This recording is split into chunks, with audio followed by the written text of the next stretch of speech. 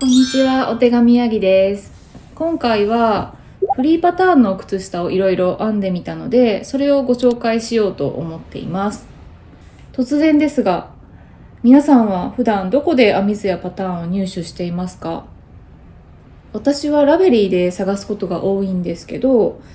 今までにこれいいなって目に留まるのが結構海外の毛糸メーカーが作っているパターンが多かったんですね。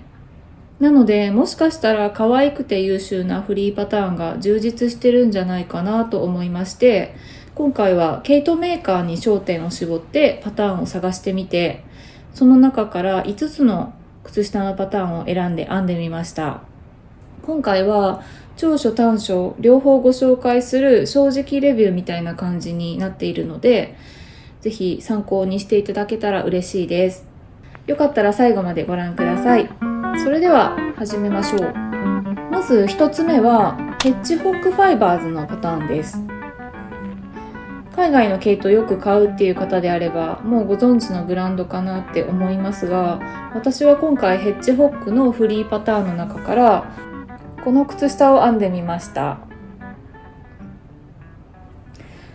これはベスティジアルで読み方が合っているかわからないんですけど、ベスティジアルってここでは読みますね。このちょっと個性的な編み地の靴下を編んでみました。ゴム編みみたいな編み地なんですけど、単純なゴム編みではなさそうだし、ブリオッシュでもなさそうなので、どういう編み方なのか確認したくてこちらのパターンを入手してみました。一見複雑そうに見えるこの模様なんですけど、パターンを読んでみると全然複雑ではなくて、シンプルな編み方をちょっとだけひとひねりしたっていう感じでした。それでいて新鮮な印象になるのがいいなと思います。ここの模様のことをパターン上ではミステイクリブって呼んでるんですね。和訳するとゴム編みの間違いっていうことになるかと思いますが、これが編んでみるとなるほどっていう感じで面白かったです。これはサイズ展開はなくてワンサイズなんですが、作り目が4の倍数であれば何目でもいける感じなので、ワンサイズだけどアレンジの融通が効いて自分サイズに調整がしやすいパターンだと思います。ちなみに私は US05 で60目っていうのが靴下を編むときよく使う目数なんですが、ちょうど4の倍数だったので作り目60目で編んでみました。その結果若干緩めの仕上がりになりましたかね。このミステイクリブのところが結構伸縮性が出る模様だったので、プレーンなメリヤス編みの靴下なんかと比べると若干緩めの仕上がりになったかなっていう感じでした。このカフとレッグの部分はパターンよりも少し短くしています。これは履き口から編むタイプなんですけど、このミステイクリブの模様は上下の区別がないので、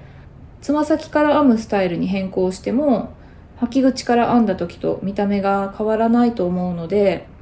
つま先から編むスタイルにもアレンジしやすいと思います。あとかかとやつま先も好みのタイプにアレンジしやすいかなと思うし、そこら辺の融通が結構効くデザインかなと思います。パターンの文章の書きぶりに関しては無駄がなくて読みやすい文章だと思いました。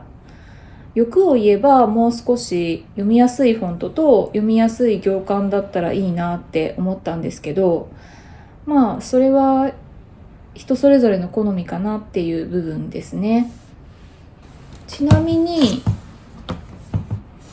このベスティジアルっていう名前はウィキペディアによると痕跡期間っていう意味なんだそうです。痕跡期間とは退化によって本来の用をなさなくなった期間がわずかに形だけがそれと分かるように残っているものを指す。例えば人の尾てい骨などということです。このネーミングに至った理由は定かじゃないんですけど、名付けって結構個性が出るよなって常々思ってて、なので私は結構気になって調べちゃうんですけど、今回はどの辺が痕跡期間を表しているのかちょっとわからなかったです。でもなんかこのネーミングはなんとなくブランドらしさが感じられるような気がしました。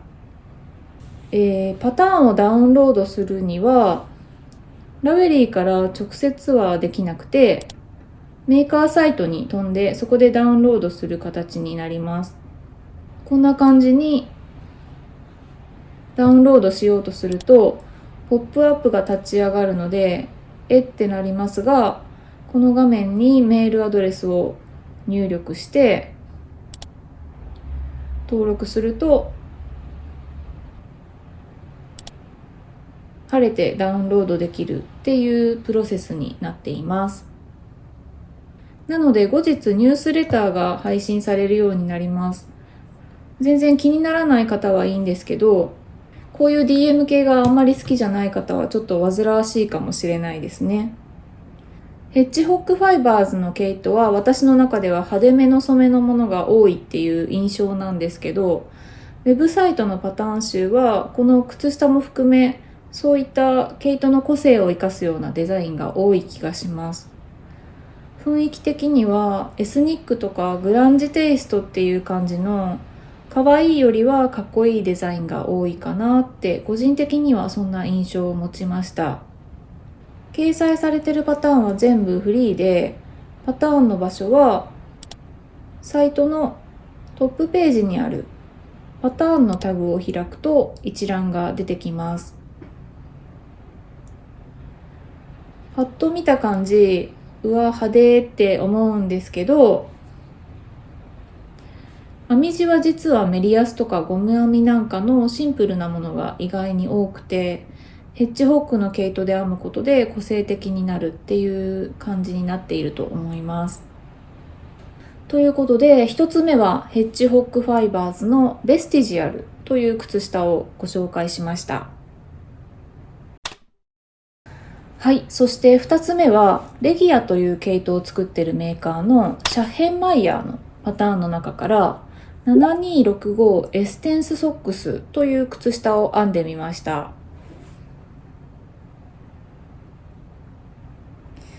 このパターンはラベリーから直接ダウンロードすることができます。この靴下は一見複雑そうなこういう模様が入ってるんですけど、パターンを読んでみると実はほぼ表目と裏目だけで構成されている簡単な編み方の模様になっています。サイズ展開はワンサイズで、しかも 28.5 センチっていうかなり大きめのサイズになってるんですけど、パターンの末尾に表があって足のサイズが 14.5 センチから30センチまでのそれぞれのサイズに対応する目数や段数などの情報が表にまとめられているので、編みたいサイズが 28.5 センチじゃなかった場合は表の中からご自身が編みたいサイズの情報を確認してパターンの文章に書いてある目数や段数を表で確認した目数や段数に変換しながら編むっていう感じになっています。ちょっとめんどくさいんですけど、一応好みのサイズには作れるようになっています。なので私もパターン通りの目数ではなくて、いつも使う60目の作り目で表を見ながら編んでみました。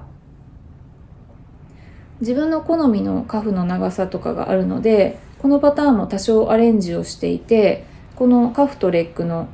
長さは少し短めにしています。あとこの模様がパターンでは足の裏には入らないんですけど、私は足の裏にも模様を続けて入れてみました。このくらいのアレンジができるくらいには融通が利くパターンになっている感じだと思います。で、この模様はほぼ表編みと裏編みの模様なので、編み方の難易度はそんなに高くはないんですけど、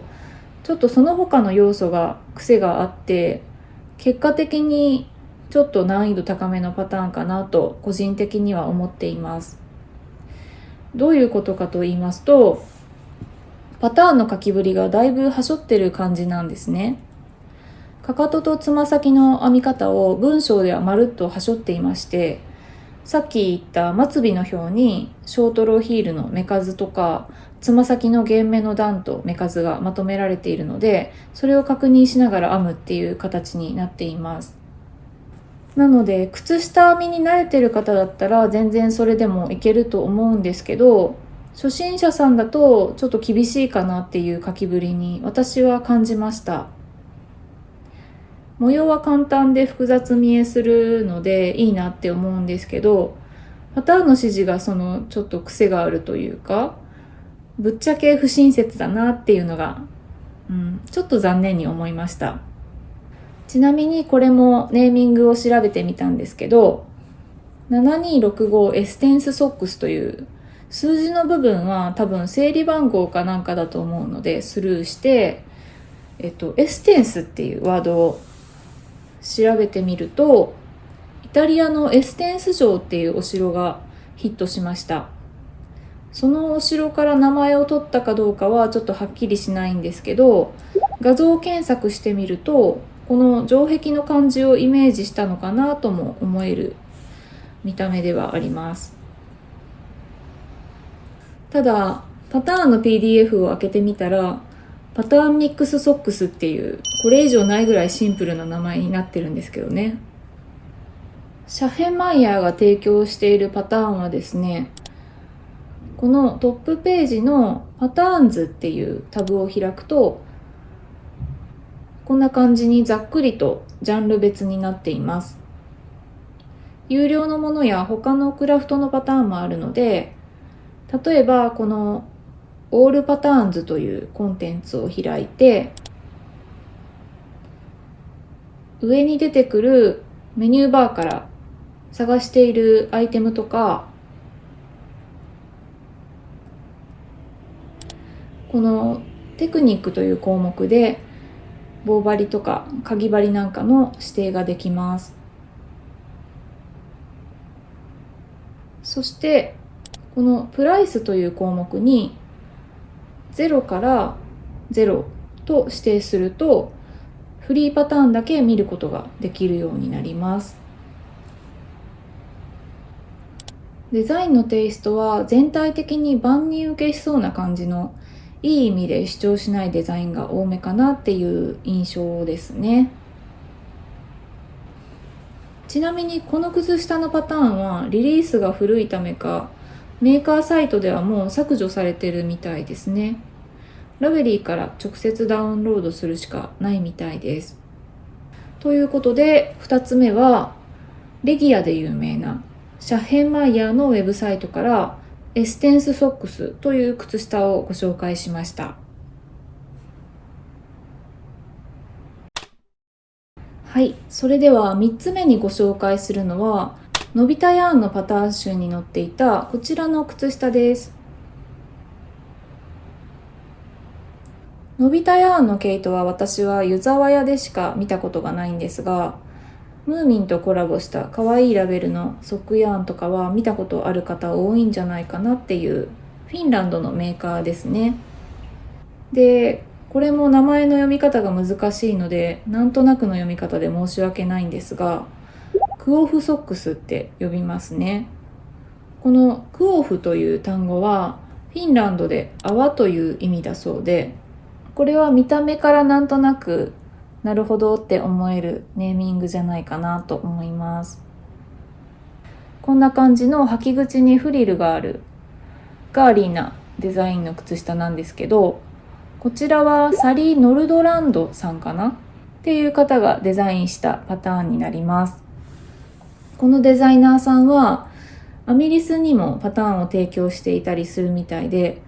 日本でももしかしたらファンが多いデザイナーさんなんですかね。サリさんは結構がっつり模様が入ってフェミニーなテイストのデザインが得意みたいなんですが、この靴下も履き口にその感じがあります。でもクオフは履き口以外はシンプルなメリヤス地なので、初心者さんでも挑戦しやすいと思うし、フリフリの靴下が履くの勇気いるっていう方でもまだトライしようかなって思える程度の控えめなレース模様なんじゃないかなと思います。私も割とシンプルな方が好きなので、ポイント程度に入っているフリルならいけるかなと思って編んでみました。で、この靴下は履き口から編むタイプなんですけど、編み始めの履き口のところだけ若干トリッキーな編み方になっています。でもそこさえクリアできれば、あとは本当にベーシックなメリヤスの靴下なので、かかととかつま先もご自身の編みやすいタイプにアレンジはしやすいかなと思います。なので私もかかとはショートローヒールにして、つま先も両端を減目するタイプにアレンジしています。パターンではヒールフラップのかかとと、つま先は分散減目するタイプのつま先になっています。あとレッグの長さもこれは結構短くしました。こちらのウェブサイトのパターン集はトップページのパターンズっていうタブをクリックするとこんな風にたくさん出てきます。で、こちらも有料のパターンが含まれるので、この左側のリストから何かしらカテゴリーとかを選んで、例えば靴下でソートしてみると、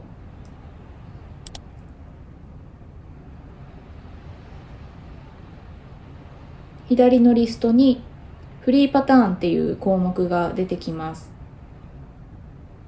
なのでここをイエスにチェックを入れてアプライって押すと、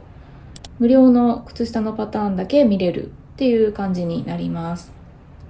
こんな感じの北欧系の可愛いクオリティが高いデザインがいっぱい出てきます。今回ご紹介する5つのサイトの中では個人的に一番好きな雰囲気でした。のびたヤーンのサイトはデザインの雰囲気はすごく好きなんですけど、ちょっと癖があるというか、若干不便に感じたことがあったので、そのお話もしておこうかなと思いますが、私が使いこなせてないだけかもしれないんですけどね、ここのサイトでパターンをダウンロードするには、パターンのページのここにある印刷ボタンを押すんですけど、プリンターがあれば普通にそのまま紙で印刷で、 PDF で入手したい場合はここの PDF っていうボタンから保存する形になるんですけど、紙でも PDF でもどっちにしてもこのウェブページのレイアウトをそのまま印刷または保存するような形になるので、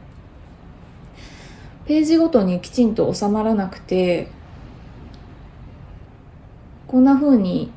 ちょっとレイアウトが崩れちゃって読みにくくなっちゃうっていうのが少し不便に感じました。あとこの靴下のパターンに限って言うと、レース模様の編み方のチャートがついてるんですけど、言語の設定を英語にしているとなぜかチャートが表示されないんですね。言語によってチャートが出てきたり出てこなかったりするみたいです。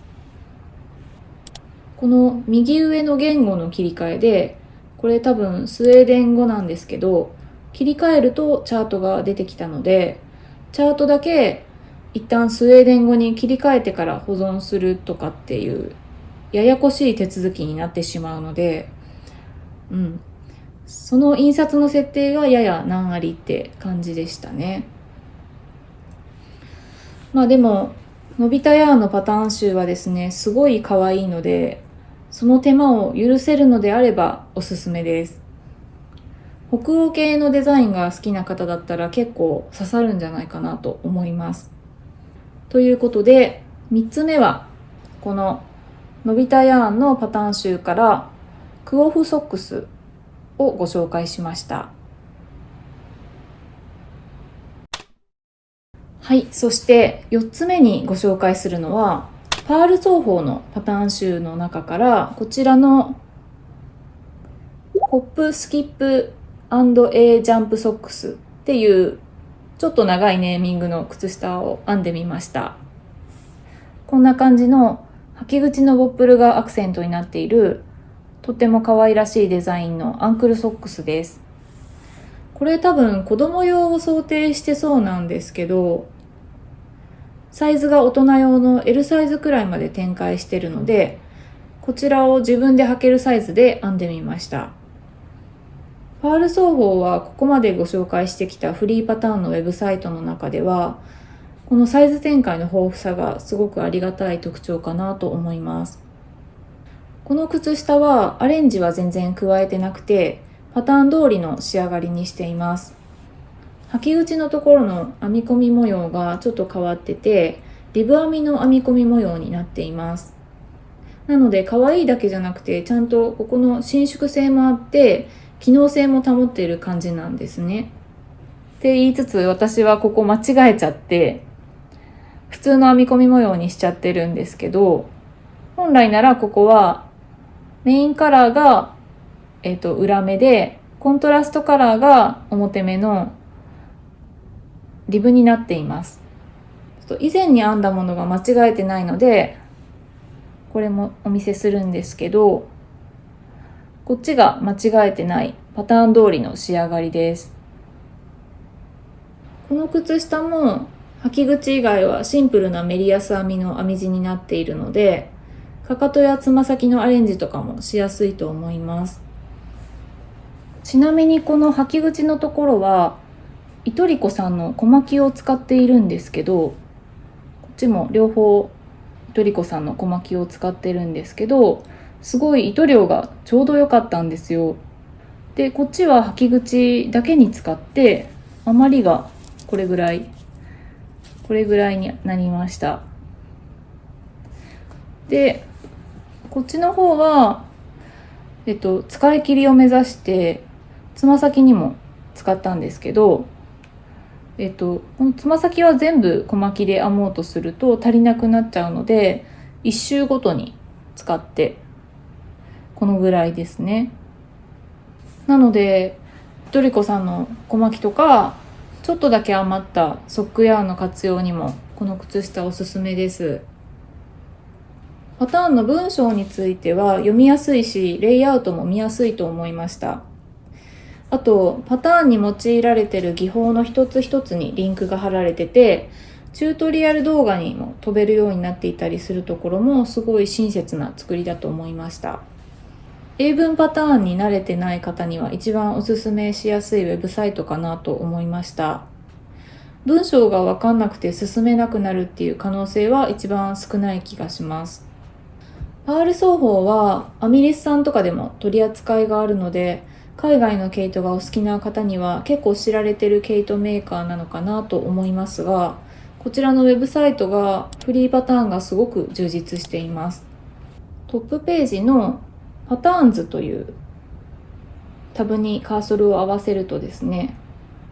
パール双方ではソーイングとか他のクラフトのパターンもいろいろあるので、こんな風にジャンルがプルダウンしてくるので、ニッティングを選択します。で、この右に表示されてるフリーパターンズっていうのを押すと、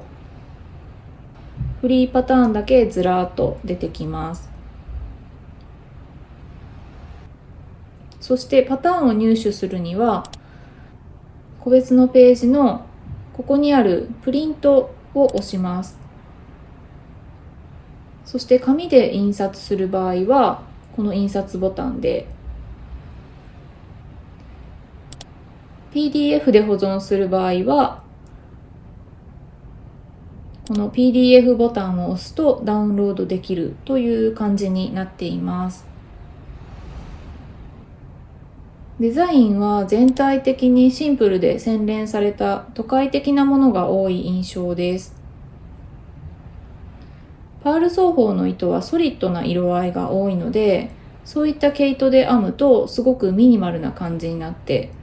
既製品みたいに仕上がるっていうのをもしかしたら意識してるんじゃないでしょうか。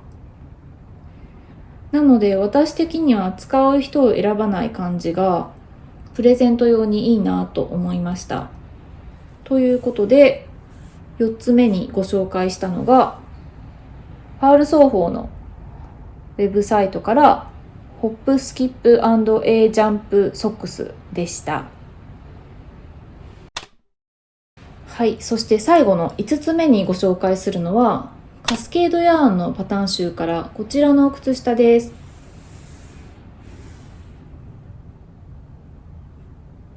このブランドもまた日本のオンラインストアで取り扱っているのをちょくちょく見かけるので、ご存知の方も多いかもしれないですね。カスケードヤーンのパターン集からはこちらのシャノンソックスというパターンを編んでみました。こんな感じのレース模様の靴下なんですけど、可愛すぎない模様なので普段使いにできそうかなと思ってチョイスしてみました。これはサイズはワンサイズなんですが、この透かし模様のところが4目単位の模様なので、作り目の目数が4の倍数であればサイズ調整は結構融通が利くと思います。ということで私は作り目56目、透かし模様だと若干大きめになるかなと思って、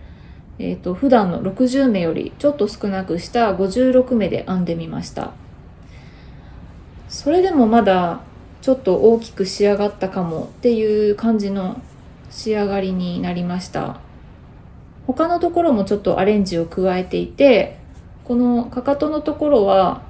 パターン通りだと滑り目を使って厚みを出すヒールフラップでよく見かける編み方になっているんですが、私はこの透かし模様が好きだったので、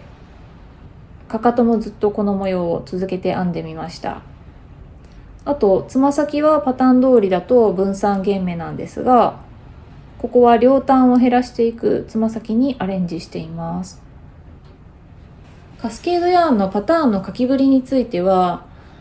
文章も読みやすくてレイアウトも見やすかったです。なので文章がわからなくてつっかえるっていうことは少なそうな気がしました。なんですが、このパターンに限って言えば、私が透かし編みのパターンに慣れてないこともあるかもしれないんですが、この透かし模様のところがしばらく編んでいかないとどんな構造になっているのか、文章だけだと少し分かりづらく感じたので、チャートがついてたらなおいいなっていうのはちょっと思いました。でもこちらも英文パターンに慣れてない方におすすめできるウェブサイトかなと個人的には思います。カスケードヤーンのパターン集はすべてフリーパターンです。トップページにフリーパターンズっていうタブがあるので、そちらからパターン集のページに飛ぶとこんな感じになっています。下にスクロールしていくとアイテム別や糸の太さ別などでソートできるようになっています。カスケードヤーンのパターン集はめちゃくちゃ数が多いっていうのが特徴かなと思います。デザイナーさんでソートすることもできて、こんなにたくさんデザイナーさんがいるのでテイストもいろいろあって、誰かしら好みのテイストのデザイナーさんを見つけることができるんじゃないかなと思います。カスケードヤーンのパターン集の便利だなと思った点は、例えば好きなパターンを見つけたらそのアイコンをクリックするだけで PDF が立ち上がるっていうところですね。これはご紹介したサイトの中では一番シンプルでアクセスしやすいなと思いました。ただ不便に感じたことも一つあって、こういうふうに何か一つでもソートするとメニューバーが折りたためなくなっちゃうので、例えばカテゴリーをソートしてさらにデザイナーさん別に見たいなってなったような場合に、一回一回下の方までスクロールしていかないといけないので、これがちょっと細かいけど一つ不便に思ったことでした。ということで5つ目にご紹介したのはカスケードヤーンのパターン集からシャノンソックスというパターンの靴下をご紹介しました。はい、ということでフリーパターンが充実している5つの毛糸メーカーのウェブサイトから編んでみたものをご紹介したんですが、最後は番外編ということでもう1足だけ追加でご紹介したいと思います。こちらは3つ目にご紹介したのび太ヤーンのウェブサイトから入手したファウナソックスという靴下のパターンです。なんでこれが番外編かというと、編み込み模様が私ちょっと下手すぎてあんまり綺麗に編めなかったので、せっかく可愛いデザインなのになんかネガキャンペーンになる気がして、さっきののび太ヤーンの紹介では別のパターンにしたんですけど、でものび太ヤーンのフリーパターンの靴下の中で個人的にこれが一番好きだったので、あとのび太ヤーンの世界観もよく表れてるんじゃないかなと思ったので、番外編ということで最後にちょっと付け足しました。名前のファウナってなんだろうなと思って調べてみたら、日本語に訳すと動物層なんだそうです。動物層っていうのはウィキペディアによると、ある特定の地域と時間における動物を表す集合的な用語っていう、分かるような分かんないような説明なんですが、確かにこの模様、特定の動物でこれって言えない感じのなんか抽象的なアニマル柄ですよね。この編み込み模様が不規則なのでチャートがついてるんですけど、ずっとチャートと編み地をにらめっこっていう感じになります。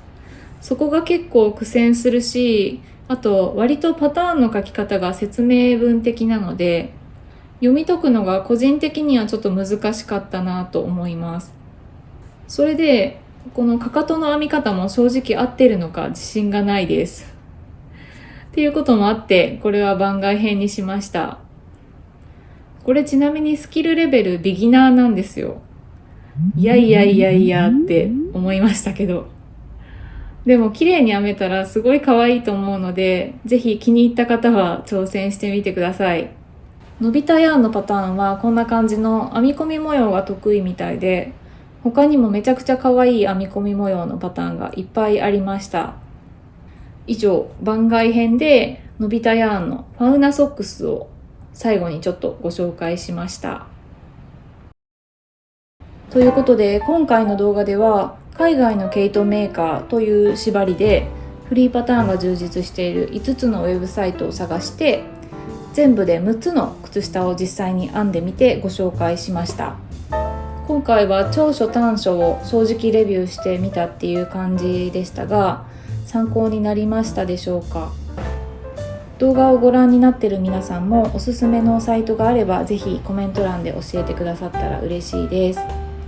それでは今日はここまでです。最後まで見ていただきありがとうございます。また次の動画でお会いしましょう。さようなら。